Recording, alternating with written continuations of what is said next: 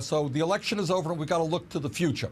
And what we have got to demand, I think, is that Mr. Trump keep the promises that he made to working families. You'll remember, Wolf, he talked about how he was going to be a champion of working families.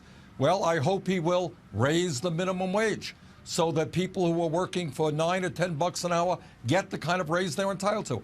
I hope he will do pay equity for women. Women should not be getting 79 cents on the dollar compared to men. I hope he'll rebuild our crumbling infrastructure, and I look forward to working with him if he chooses to do that and create millions of decent paying jobs. And on trade, absolutely we need a new trade policy.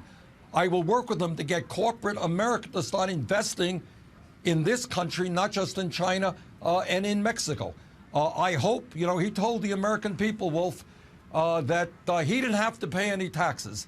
He is a multi-billionaire. He doesn't have to pay a nickel in federal taxes because he knows how corrupt the tax system is. Well, if he knows how corrupt that system is, I hope very much that he'll work with progressives to create a tax system which, in fact, asks billionaires and multinational corporations to stop paying their fair share of taxes. So what's your advice, because you disagree with Donald Trump on a lot of these kinds of issues, what's your specific advice, Senator, to Democrats as they deal with Republicans in Congress? Should they obstruct all this kind of potential legislation? What advice do you have for them?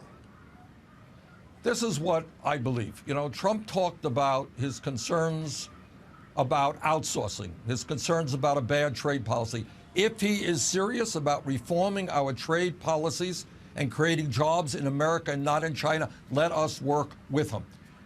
Trump talked about a corrupt campaign finance system. He's a billionaire. He was able to fund a large part of his campaign. Well, you know what? Not every candidate is a billionaire. If Trump is serious about understanding that we have a corrupt campaign finance system where special interests are able to buy politicians, I would hope that Trump will work with us to overturn this disastrous Citizens United Supreme Court decision and move toward a campaign process by which big money and wealthy contributors cannot control the political process. If Trump is serious about his concerns about the needs of working people, let's rebuild the infrastructure. He's talked about that. I've talked about it. We can create millions of jobs rebuilding our roads and our bridges and our water systems, airports, our rail system. If he was not just into campaign rhetoric, and if he was sincere about it, let's work together. So there are a lot of areas I think we can work together if he was sincere in what he said during the campaign. But if he is going to resort to bigotry, trying to divide us up, we will oppose him tooth and nail.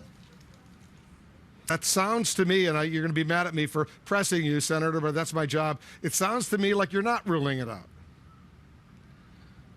Wolf, I would say there will be a whole lot of disappointment in this country if the media starts talking about 2020.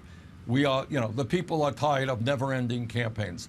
Let us focus on the reality of today. Let's focus on the issues impacting the American people, and let's not worry about who's going to be running in 2080 or something like that.